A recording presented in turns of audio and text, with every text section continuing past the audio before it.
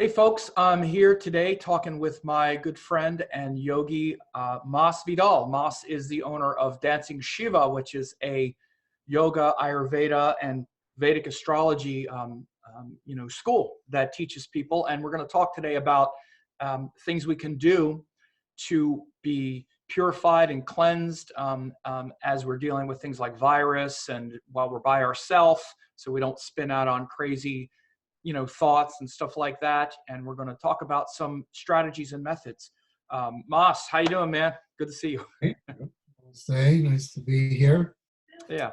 And so, Mas, again, he's been practicing yogi forever, and also teaching yoga and Ayurveda, and is going to share some things with us that are really helpful for purifying like a respiratory system, keeping strong and healthy, from the wisdom of India.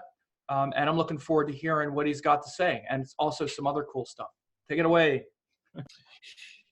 Well, great. Nice to be here with Sam, who's doing remarkable work in his own right. And he's really appreciate your dedication to the Vedic wisdom. Thank you. And specifically around the astrology.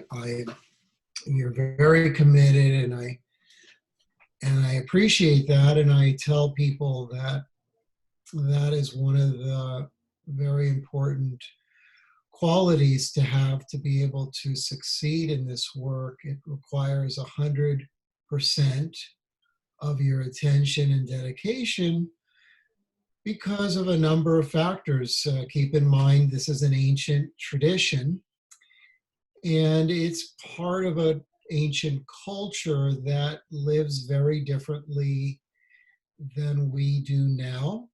And much of that culture is still alive and thriving in India.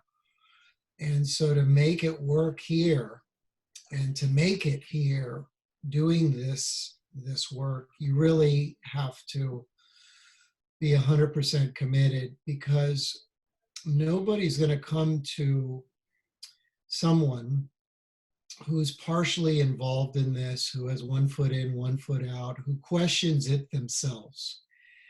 And that type of attitude doesn't motivate anybody to feel inspired or get healing wisdom from somebody. And I'm grateful that you're doing this in that way. And Thank you. Yeah, I appreciate that. yeah, and you do it consistently, and you're probably the most active person I know on video and online. You're really talented in that way, and interesting enough, now we're all forced to find new ways, right? Creative ways to get online. And I'm just hearing it from so many people. And, listen, we're fortunate, because 20 years ago, this would not be the case. Right.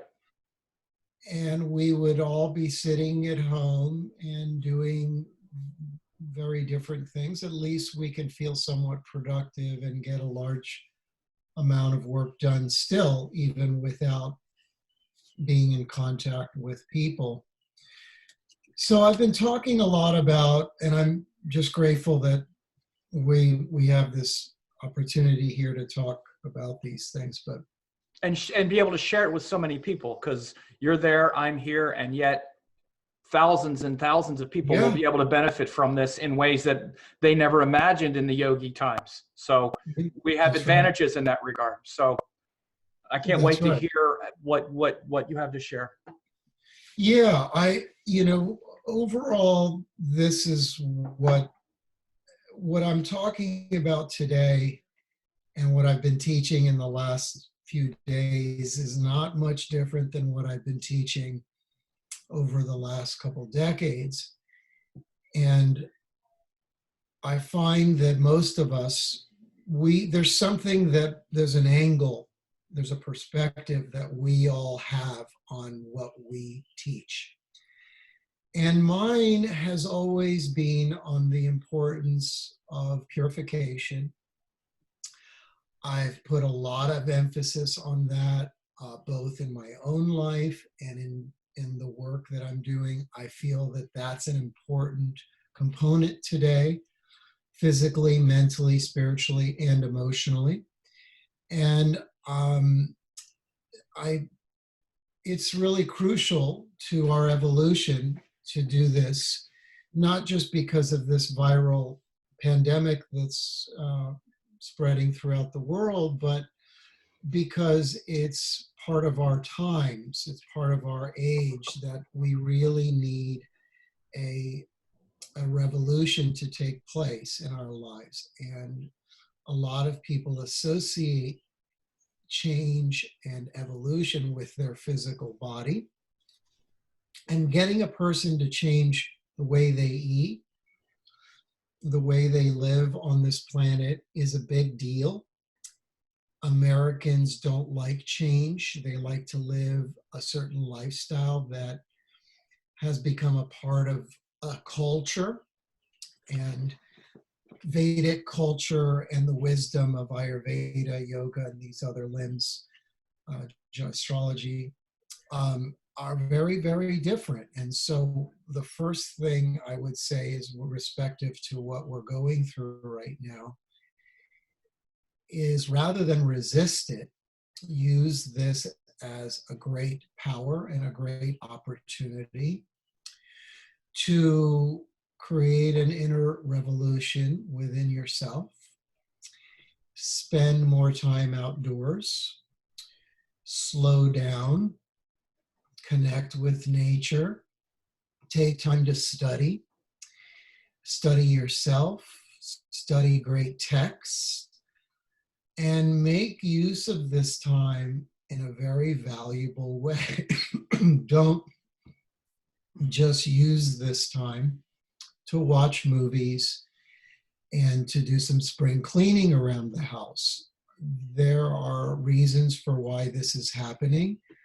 We could bring up the yugas and that factor that we're still in somewhat of a dark age. We're still cleaning up the remnants of a dark age, that there's still residual Kali Yuga.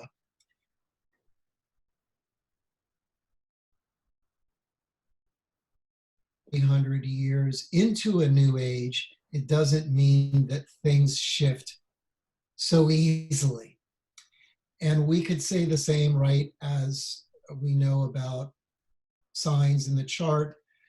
When you're close to, on the cusp of a sign, even though you're 1 degree, 2, or even 3 degrees in, these boxes aren't exact lines that we can say, okay, you're clearly this, you're only this, and we can't just make energy an absolute thing. And this is the case in the consciousness of this planet. Even though things are good, we have access to all the media, yoga, and the wisdom of the Vedas is in great books. We still have dark forces to contend with. And these are around us on multiple levels.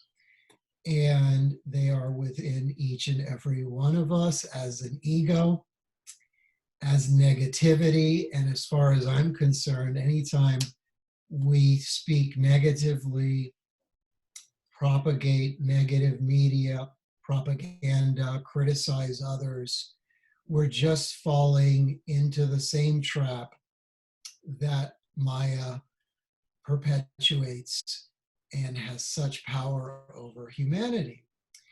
And so we have to look at detoxification and these times in our lives for full purification of the mind, the body, the soul, and the emotional level, and look at ourselves on a holistic level and realize again and again that, again, there is an illusion outside of us. Much of what we're dealing with is a projection of the collective consciousness that we're seeing in the world.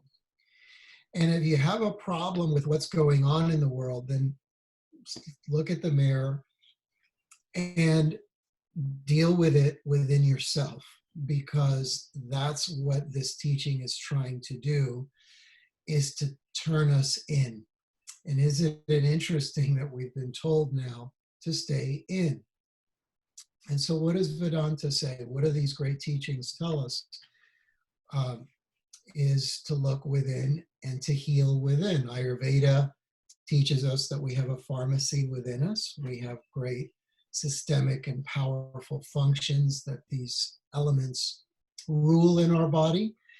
And if we work with these things mindfully with the power of attention, we can make a huge difference in our life and in what we're seeing and dealing with in the world, because suddenly what you start to feel inside of yourself is what you start to see outside of yourself. And that's the biggest challenge that I see for a lot of us today globally. However, I want to make one more point. At the same time, we have to have compassion and understanding that each and every soul out there is doing the best that they can within their given level of consciousness and awareness to do what they're supposed to do in this life and whatever it is they think they're supposed to do. And so we have to exercise compassion at the same time. So this is where detachment comes in, vairagya, stay detached, just observe this world and share that compassionate view. On the Ayurveda side, I would say this: we're in spring. Spring represents a very powerful time in our year for a number of reasons, yogically, Ayurvedically, and astrologically. And it's a period of, think of the word spring. What does the word spring indicate? It's indicating up, spring, to uplift, to renew. Why do we use the word fall for fall? Think of what happens in the fall. Things fall down. The energy changes, and we see that. And so there are larger, we could call it macro factors, cosmology, astrology, positions of sun, moon, earth. But then there's micro factors. And we have to manage our inner consciousness relative to the powers that are going on outside of ourselves and use them in a way to transform ourselves. So Ayurvedically now is a great time for springing, for renewing. And some of the simple things I've been encouraging the students in our courses over the last few days is to fast a little bit, do some juicing, maybe go to one meal a day, maybe just skip a breakfast or do a one-day juice of fresh juices, vegetables, smoothies. Avoid things that are too cold. We don't want to do cold or ice smoothies. This contradicts natural law. But we want to do things that are fresh and have a warm quality to them. And what are those things? Well, those are foods that may have a little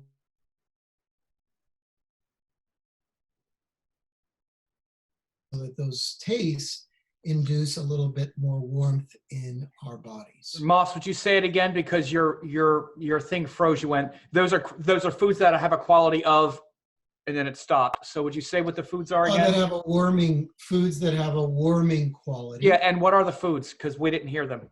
Well, foods that are connected to pungent taste, that would be spicy type foods. Okay. Also, sour foods have a warm quality. Acidic type foods increase fire in the body. And even salty foods can increase heat in the body. So spices are important, and fasting is a really simple way that everybody can feel lighter and feel more cleansed. Right. And these things also can be helpful in purification, just in a general sense, for also perhaps building up or having more fire and resistance to something that might come in that we might be exposed to.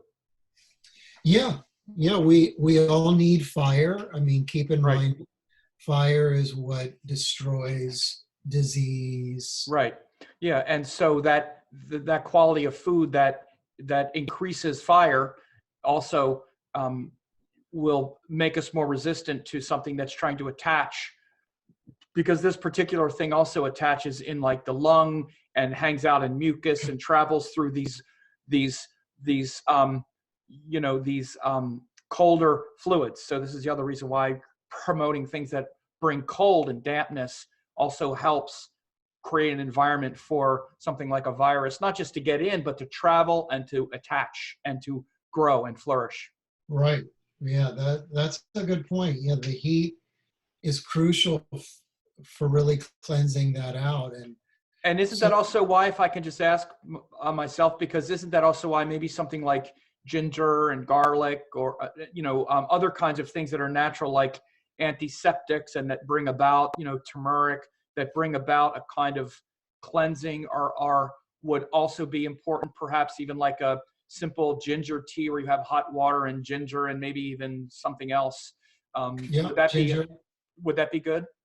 Yeah, garlic is pungent, ginger is pungent. Yeah, garlic, ginger, a lot of those strong spices are good to really keep things Yeah, some of flowing. us that don't do Ayurveda are not really sure what the pungent is, except for red pepper. But so garlic, ginger. What are some Black, other pungent herbs? black pepper, Okay. good thing to do is like a ginger tea in the morning. Yeah, that's what You I can, thought. Yeah, that's what I'm you doing. can also do black pepper, like a half a teaspoon of black pepper with a little bit of ghee and a pinch of salt, and drink that as a tea. Oh, okay. The That's good. pepper will flush out, really good for the lungs, really good for the sinuses, and clean out the GI. Absolutely. Yeah. Yeah. So keeping that respiratory system dry or and fiery is really a good way just to just to create an inhospitable environment for coronavirus to move, even if you're exposed to it. Because most of us will probably get exposed to it. But again, it really takes root and becomes more severe in people that have created an environment, like, for example, a lot of dairy or things that create a lot of mucus, cheese, and all this kind of crap. You'd probably want to kind of get rid of at this point. Would that be fair to say? Yes, exactly. Yeah, you want to avoid heavy foods, sweet foods, starchy foods, Yeah, dairy products. I mean, think about it. Viruses like cold and damp. yeah. And So even this is attaching in the lung, which is like the dampest, coldest, like it's like a bunch of, mucus. Is really what it is. yeah, the lungs are in Ayurveda connected to kapha, Right. and so fortunate thing is that this has started in March and not in December. Yeah. Right. If the virus issue had launched itself in December, I think we would probably see double the issues that we would see now. And the good thing is that we have warm weather a month away or less. Yeah, this is one of the things I said as well, because we're really catching this seasonally at the best time we could. Whereas even with Italy and China, they caught it. It really started to spread in January, early February. We're catching it really now around the end of March. Yeah. So the warmer the weather, hopefully we get in the U.S. and wherever you live, the better we're all off.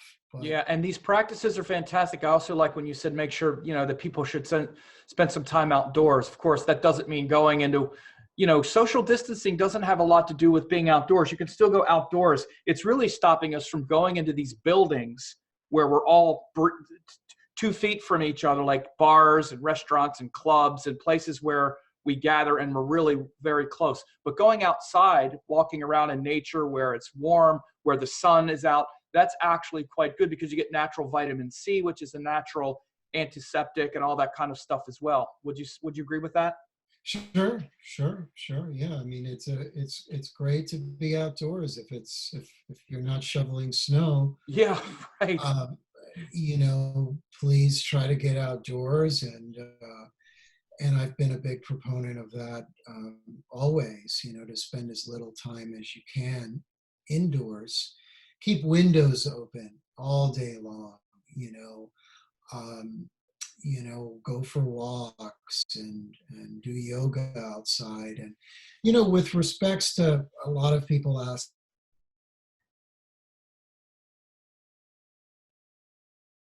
often say is this, Sorry, we lost you for a second there, Moss. It seems to happen. Yeah, I mean, you literally said a lot of people ask, and then it stopped, and we didn't hear oh, what okay. they ask. So let's hear it Yeah, again. a lot of people are asking about what to do in terms of yoga and exercise practices and Yeah. things like that. And one of the things that I've been moving more towards over the last several years is not just to do these things in a fixed period of time, in the sense of, okay, this is my hour to work out, or this is my hour to do my yoga, breath work, and meditation, but to try and break up those practices throughout the day and do them multiple times throughout the day. You get more benefit on all levels if you do something more consistently than you do more intensely once and then forget about it for the next 12 hours and then come back to it. So you're better off, instead of doing something for an hour intensely, take that hour and break it up into, you know, 3 20-minute sections or 3 15-minute sections. Now do 15, 15, 15, 15, and in different parts of the day, it's going to create more balance and harmony. Wow, that's great advice. I've never heard that before. That's great. Yeah, and the same with exercise. Instead of going to the gym or going to do whatever it is you do, instead of doing that for an hour, go do 15 minutes, come back inside, go back to what you're doing, do another 15 minutes, maybe an hour or two later. And that tones the body in a different way. It reduces the risk of losing your energy and preserving your, what we call the ojas, the prime sap of the body. Yeah.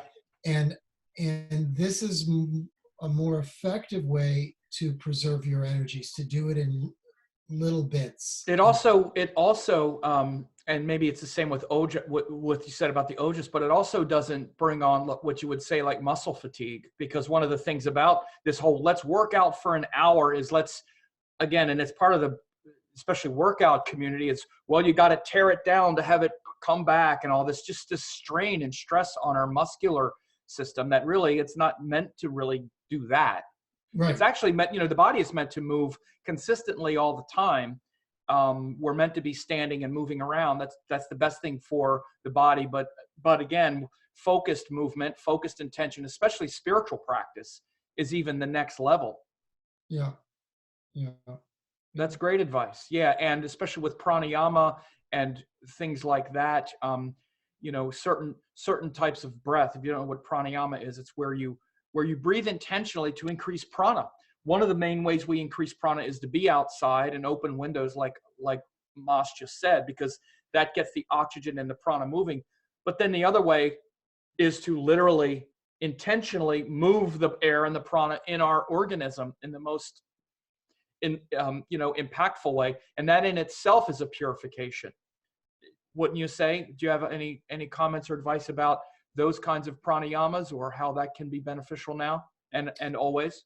Yeah. I mean, I'm constantly, again, going back to that theme of detox. I recommend diaphragmatic breathing, which is strong. In yoga, it's called Bhastrika, and it's a forceful inhale and a forceful exhale. using the full power of the diaphragm. I'm really big on that. I do a lot of that myself. I try to teach people to do a lot of the Bhastrika. It is hard for most people, especially in the beginning. It takes, I would say, months and years to really get comfortable with it. But I do see it as probably the most effective tool for healing is to do the Bhastrika Pranayama. It cleanses the body, it cleanses the blood, it increases hemoglobin levels, it removes excess phlegm or kapha, it lowers blood pressure, it improves sleep, improves circulation and circulatory function in the body. It is an overall powerhouse, but so few people do it. And what I'm encouraging people to do a lot of is do postures and Bhastrika. So you Walk. said Bhastrika takes a couple years. Is there a way, because like, for example, I actually didn't do, I've done some Bhastrika, but I've mainly done Kapalabhati, which is just a forceful exhale. And then the inhale happens naturally, Yeah. which is similar, but any comments on something, or again, because some people maybe are just getting started or they don't do any pranayama, ways that are kind of that could be more implemented these days that can be really beneficial? Yeah. I mean, what I often say is just do a little bit. Start with 6 repetitions, then stop. Okay. You mean Walk, of the Bhastrika? Bhastrika. Yeah. Walk for 5-10 minutes, stop, do another round of Bhastrika. Or if you're riding your bike, or if you're jumping rope, or even playing tennis, sit down on the bench. And so the way to Do, do the Bhastrika, like, would be like a forceful exhale, forceful inhale. yeah, you And start so, with an inhale, and then, so it's equal. Think of an accordion, how it moves in and out in this very so kind this of is something that everybody can do, this forceful inhale and exhale. And what happens is the stronger your muscles get, because your intercostal muscles and the rib cage need to get stronger. And the more you do it, it's just like building this muscle. At first, you're not strong. With the Yeah. Kapalabhati, it's the forceful exhale. I did it the other day on the YouTube, and it sounds like this. You can actually even hear the lungs when you go like this. That's actually my lungs wheezing. That's Right. not my throat. It's actually the sound from my lungs coming out of my nose because I'm forcing the air out. It's just like bam, bam. You're just pumping the lungs, and the inhale happens naturally, but the exhale you're forcing. And the Right. reason it sounds so strong the way I do it is because I've been doing it for so long that the muscles are really strong. Right. So yours wouldn't be that strong now, but that doesn't mean that you can't do it. And so Right. these kind of purification exercises, whether it's a Bhastrika in and out or a Kapalabhati, it, like Mas said, it brings enormous fire in the mind. Try it. Just try it right now where you're sitting and see what happens to your mind when you breathe like that. All of a sudden, you get all this energy. Now you might get a little bit lightheaded. You don't want to pass out, and you won't. So you don't overdo it at first, like Mas just said. But notice how this is purifying all of that. Like we said, especially the lungs, which are full of mucus, full of water, and you're purifying it, and they become clean, and then you breathe so much more naturally and so much easier, almost like you're in a sauna. You don't have to go to a sauna to open up your nasal passages when you do this kind of stuff. Right. Right. That's right. Yeah. Oh, no, that's right. Yeah, Kapalabhati is good, and combining both is really good, but bringing them in with some type of cardiovascular, some brings your heart rate up, is the key, and not just sitting down. It's right. You've got to combine it with some type of cardiovascular exercise. And this is where asana comes in. Yeah, and I recommend using Ayurvedic oils on the neck, lungs, chest area, abdomen area, when you do these things. And if you're going to do them at home, you just get body naked, take your oil, massage this area, and then do the technique. It becomes that much more effective. What kind of oil? Well, you can use Ayurvedic oil, dosha oil specific to your constitution. Ayurvedic oils are unique because they're cooked with herbs, and they're like this. Notice how dark they are, very rich. And I have my own products. My family and we've been in the supplement industry for many years. Yeah, Mas just started a company that is doing fantastic with these unique and powerful Ayurvedic remedies and oils. Tell us about that, and teas and all kinds of stuff. Yeah, it's called More Life Market, and we offer basically very strong, classically made Ayurvedic formulas for enhancing yoga sadhana. These oils are 100% organic. The herbs are organic, and the herbs are also extracts. We're not just using plain powders, we're using extracts. Wow. And they're formulas. I don't believe in taking single herbs. Ayurveda never endorsed single herbs. Everything was endorsed through formula-based. So we have about now, we're getting up to about 24 products. And it's not a huge line, but they're very specific. And I've developed these over the years. I started this making them myself. And to do exactly this, to help people increase their potential through their yoga practice, enhance the yoga practice, and use them specifically for therapeutic purposes, like I was mentioning, applying oils to the chest before you do your yogic breath work. And there's other, if there's one thing everyone's running around concerned about immunity, this is probably the most remarkable immune formula ever developed. Created thousands of years ago by a great sage. It is called Chyavanprash. Chyavanprash is a jam made of an amalaki base, and it has 52 herbs and spices. And it was designed primarily for that, to promote longevity, strength of the body, immunity, and overall health. And you just take a teaspoon a day of this jam. You can put it on a cracker, you can eat it any way you want, but just a teaspoon a day. It's remarkable. And I did the first version of the original recipe, all organic, and all 52 herbs. If you look at most companies, most Chyavanprash doesn't have all of them. They take 10, 20, they right. try but this is the formula, exact to a T, as was in the text. And so these are ways that through diet, through food, yogic practices, that you can really create a tremendous immune system. And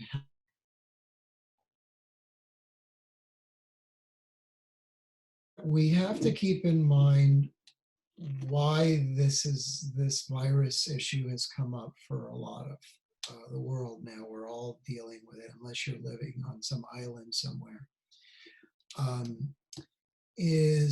My view is that these diseases begin because of a number of factors. One being hygiene, two being the eating of animals and killing of animals. And we know that animals have higher toxin levels in their blood, in the meat. They have different bacterias in their bodies. They have different everything. Many things are very different, except that they also feel and have feeling for life and appreciation for They life. have a nervous system. They have a heart. They're actual beings. They're not just Yeah, machines at our yeah, disposal. People that watch yeah, my videos know I've been talking about this quite a bit. This is a area of convergence that Mas and I are greatly in alignment with. yeah. We need to, and I will say it as I often say until I'm blue in the face like Krishna, that we can't continue. And I hope that happens. Or uh, Shiva. or shit. Nilikanta. Nilikanta. Yeah. I don't mind being blue. Yeah. Um, we really need to, this is a simple way that we can change the course of consciousness on this planet. Choose a plant-based diet today. Don't wait any longer. This will disempower huge corporations, animal industries that continue to damage the world on many levels by hurting animals, incarcerating them, and producing meat for people that are really living ignorant lives. And we've all done it. We were Yep. born in a culture that abuses it, but now it's our turn to give back and help encourage people to follow a different way. And if you really want to be spiritual and you want to go with the power of change, do that. You will feel remarkable on many, many levels. First on the Many. physical level, for sure. Yeah, Because we eat this meat that's poison. It's not even good for us. We've been programmed, you know. that's right. And look at what people put on their hamburgers and stuff. You could barely even know it's meat underneath all that. Pickles and mustard and steak sauce. You know, you could put that same thing on a burger, a veggie burger that's made of a non-meat product, and I guarantee it doesn't taste that much different if it's a burger or this or that. And Yeah, it's not pumped full of chemicals. It's not destroying the earth. It's not prone to unleashing viruses on the earth. yeah, yeah, And it's much healthier for you. Look, you can eat beans and rice and put a little bit of spices in it, and it's completely fulfilling. I mean, imagine taking beans and rice and having to put steak sauce and mustard and pickles. You would never do it because it tastes good in and of itself. yeah, And the yeah, other thing that happens with this diet that we have of meat, cheese, and all these preservatives is our taste buds become so desensitized but it doesn't take long to get that out of your system. And then you actually really taste the way food tastes, and you're not just eating all these garnishes. yes, yes. Yeah, no, it's great. We're fortunate that it's easy. It's Yeah. easy to make the change to a plant-based diet. And so, And the last yeah, thing to say even about that, just real quick, is also that it's not to mention even the ravaging effect on the environment that all this stuff has. Most people don't realize. We talk about carbon, emissions from cars and whatnot. The toxic effect of big agribusiness and clearing of rainforest in order to raise cattle, and all of the effects on the environment of the animal industry is just as bad, if not worse, than the petrol industry on the environment. And no, it it's is. It's and it's proven. all about demand. It's not about supply. It's about demand. I said That's that right. we have to understand. Stop eating it, it goes away. Just like look at the effect on the cigarette industry. People just smoke cigarettes like crazy. Don't smoke them hardly at all now. You hardly see anybody smoking because the demand went down. What are they going to do? Right. So it's totally in your hands, like Mas just said. We have the power to not Yeah, eat it. yeah, And yeah, and this is why we now see all this move to things like veggie burgers and mock meats, because this is the future. It absolutely is the future. There is no going back. This is the future. It's just a matter of how long we get there, how long it takes, how much damage we're going to do to the world and each other. 50 years from now, maybe 20 years from now, we're going to look back at this era of the systematic torture and slaughter of animals and think, my God, what a bunch of barbarians our ancestors were. yeah. That's right. That's right. We will. And that's what we do, right? With history, we look back shamefully Right. the way that we lived on this planet. This will be the most shameful thing human beings have ever done. And there's nothing else even a close second. I've been saying it for decades. There's not even a close second. No. Well, slavery was pretty bad too. But let's be real. Slavery, the Holocaust, these things are horrible. And we do exactly the same thing to billions of animals every day with absolutely no conscience. It's perfectly fine. If you speak out against it, you're the weirdo. Yeah. Of course, everybody knows slavery and Holocausts were terrible things to do to human beings. Right. But we do them to animals all the time, as if animals don't feel it either. Right. So again, that's why I say it has been done with total impunity and immunity. There's not a single person on TV talking about how any of this is related to the systematic torture and slaughter and consumption of animals. You hear all kinds of stuff on TV about why this happened. You don't hear that. Right. So that's the reason why it's so endemic, and so without a doubt, it's the worst thing human beings have done, because we're almost everybody's complicit in it. Yeah.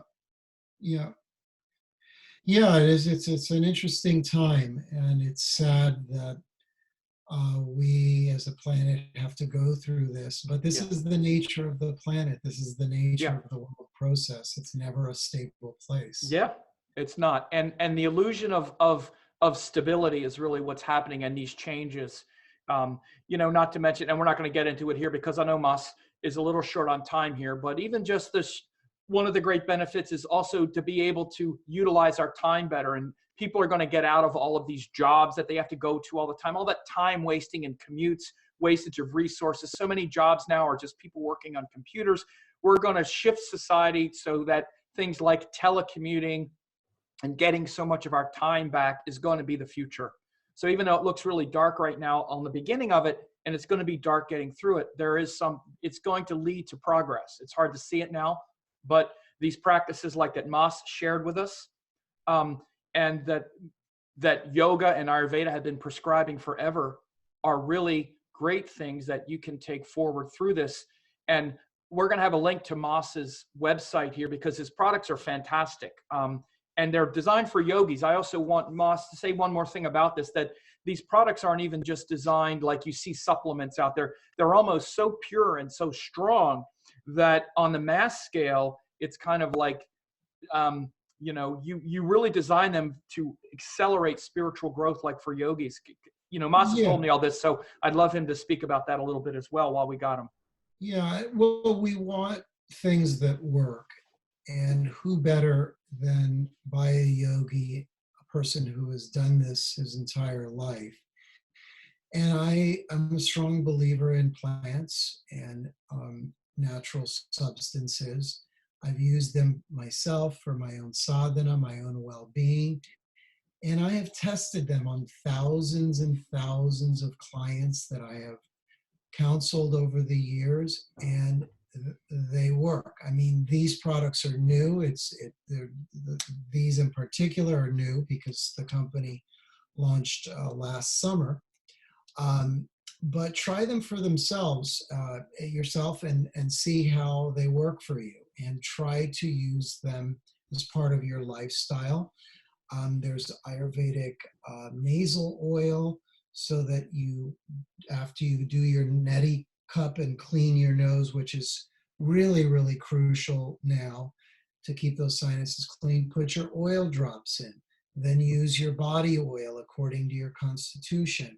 Use the jam, take a teaspoon of this. It's the highest natural source of vitamin C. It is remarkable, and it's a wonderful story. And we give a portion of our profits to a number of organizations, to our Swami Jyotir Maheshananda's Yoga Research Foundation, who has been my Vedanta guru for the last 12 to 14 years, and also to Yogananda's organization. We're also giving, I'm very involved with animal advocacy.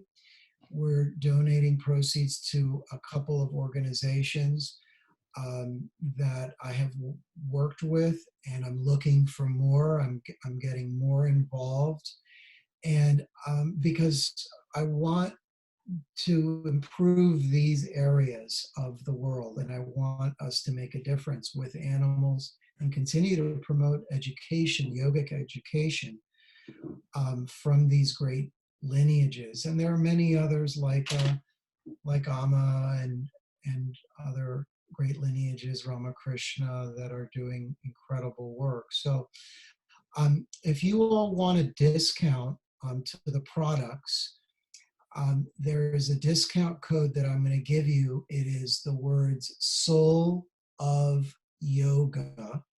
So you put in the discount box where it says code, when you're at your checkout, put in Soul of Yoga.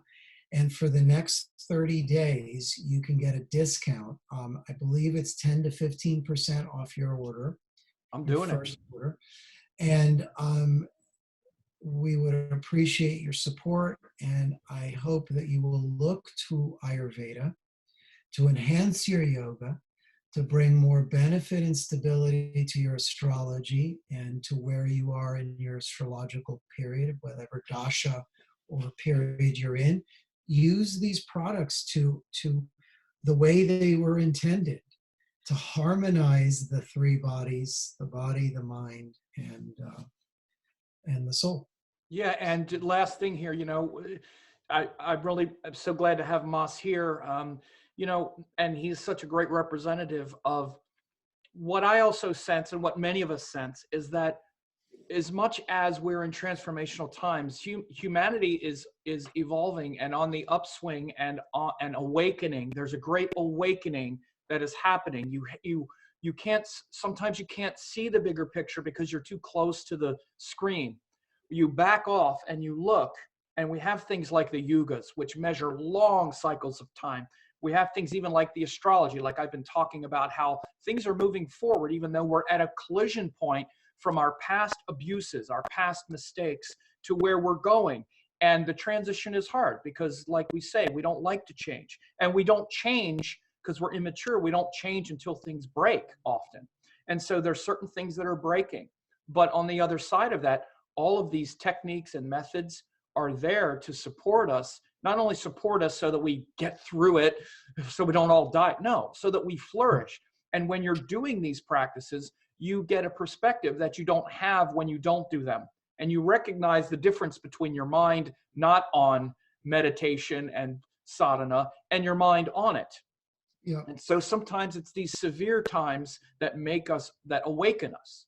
Yeah. And that's really where we're at right now. And so all of these practices, whether it's the breathing exercises, harmonizing with nature, with our doshas, with the things in our diet, with things like, rubbing the right oil based on our doshas, and also using things like the Chyawanprash and the other things, that are meant to harmonize our energy, is all to help us get through this now. Not just that, but to harmonize our bodies and our nature, like Mas just said, so that we're not just triggered and hypnotized and in trance by the external world of Maya.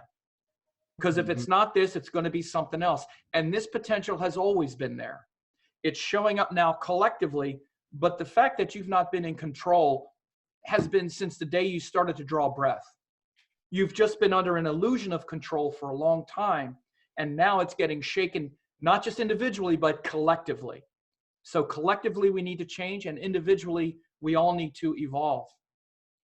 Yeah, isn't it true? I mean, you just put it very succinctly, and I know you've been talking about the Saturn-Jupiter influences that are going on, and isn't it interesting? I mean, even though it is probably one of the most pivotal shifts that we've seen in decades, it's yet, for the good and for enhancement of spiritual consciousness, it's yet probably the most difficult. And they're synonymous. And what this is showing is that, honestly, I'm saying this, we're not going back to the way it was. We're going to see radical shifts in like workplace environment. All of these companies that now realize, oh, we could just have people work from home. Well, why wasn't that happening the whole time? And it's going to forever change things. It's more efficient. It's better for employees. Employers are going to start insisting on these kinds of things. So we're going to get more of our time back. We're going to start questioning things more and more. And your voice and my voice, they all matter in this shifting of how we're treating animals, not just because it's morally the right thing. It's not just the morally right thing. It's also health-wise. We see what happens. These viruses that live on in a bat that doesn't even affect the bat can kill us. And then they get spread all over the place because of how we travel and all of these types of habits that we need to change. We can't just keep destroying the earth, and global warming has an effect on this. We can't just keep doing this. It's unsustainable. So we're not going back. That doesn't mean we have to go down. It means we go up. We go forward beyond this. So also, last thing, because I know Mas has to go, we have to avoid this paranoia and this triggering from where we're at right now. You have to learn to be settled and grounded and meditate and really connect with the inner, not the outer, and don't lose your equilibrium because of fear and imagined, and all this imagined fear. That's right. Let's stay positive. Let's stay optimistic. Let's look at the good in all. Let's be strong. Let's help each other. That's going to be there because we're going to need each other, and people like you that have these tools are going to be the ones that help as well. I'm personally in my San Diego area looking for ways that I can volunteer, because I know they're going to need some volunteers. Yes. And I'm going to go out there with my armed immune system and again, positive thinking is one of the most important things that a yogi has. That's why Mas started talking about that first. First thing is that positive mind. You're paranoid and worried and triggered. You're creating illness that doesn't exist. So from there, I think we're going to be fine. And Mas, thank you so much for showing up here and sharing all this with everyone. It's been fantastic. And we'll have all of the links below. The discount code, the links to the website, and all that stuff. And you all stay in touch with Mas. He has a great school teaching yoga, Ayurveda, online programs and stuff. So thank you, Sam, and my humble pranams to everyone. And it was great to hopefully connect with you all and stay in touch. Let's keep moving upwards and onwards in the right direction. Absolutely. Namah Shivaya. Namah Shivaya.